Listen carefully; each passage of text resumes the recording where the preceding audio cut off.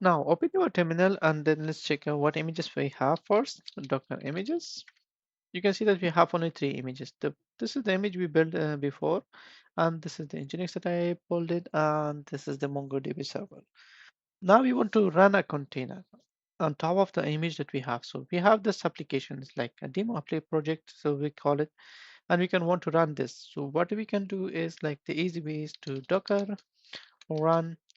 You can say minus ports. We give set a port for that. So we say port 4000. Or you can use also 3000. It's okay.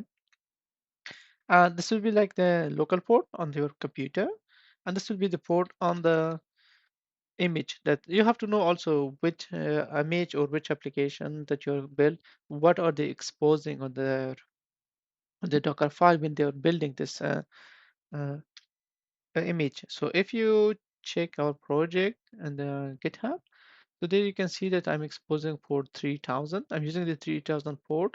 And also when I have the Docker file, I'm also exposing the port 3000. So this port must match to the Docker, to this port here.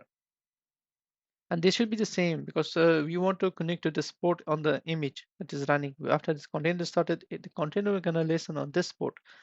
And we're gonna match our map or our local port to this port of the system, of the container. Just press enter. So now you can see that's the application, it's a Flask application which is now running on this port. So now we can open our browser and go to localhost 3000. You can see that this application is responding back the container actually. And you can see here in the log that we just went to the root of the application. So it means like the application is properly working and you can see the logs like that. You can just press Control C to stop the container. Now you can say Docker containers ls -a. It shows you all the containers that you have. Now you can see that I have this. This will be the command that is used. How you can know that for which command will be used? You can go open your Docker file and you can see that it is Python app. So this is the entry point of the container when it starts directly. And it's the show the time it is created and the status and also the name.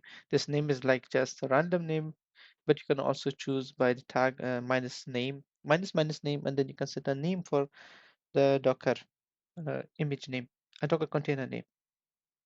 So after this is the simple way to start a container and stop it. You can restart the container back like Docker container restart,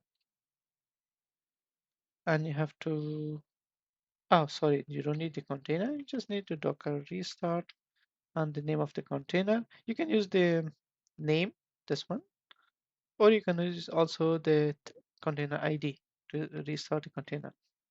Now the container started. If I say Docker container ls, you can see this container is running back again. Status is up since 5 seconds. This is the port that is listening on the local host.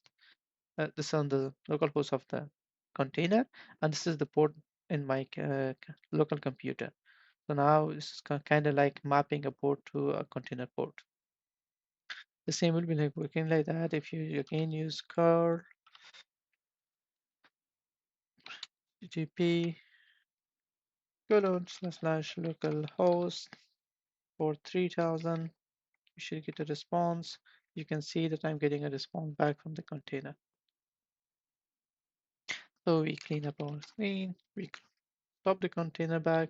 You can use Docker stop and then name of the container you have to give. You can just press tab. It will list you also of them, and then we can just use name of that and it will stop the container back. If I do Docker container ls, I see nothing.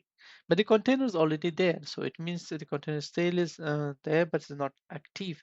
To see that, you just put -a to see all the containers that's also not running in the backend. So they are there. To clean the container, you just type Docker container rm, and then you can use the ID or the name. So we just use the name, just paste it. Oh, sorry, and then press enter. Now do Docker command run again. You will see no containers there anymore.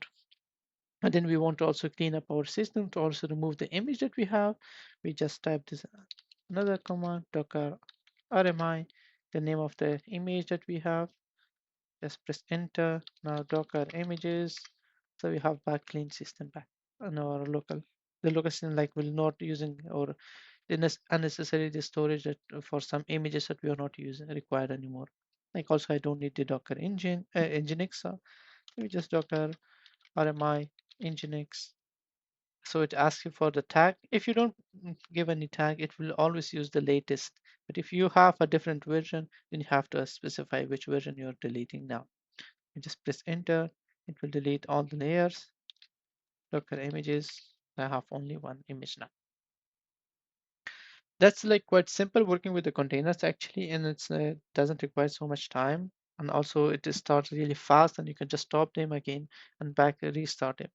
There are also like other commands that you can also see how the which containers are again running. You can use instead of Docker container ls, you can also use Docker uh, ps shows you also the processes that you're now running. But we don't have anything now, so it will be also the same.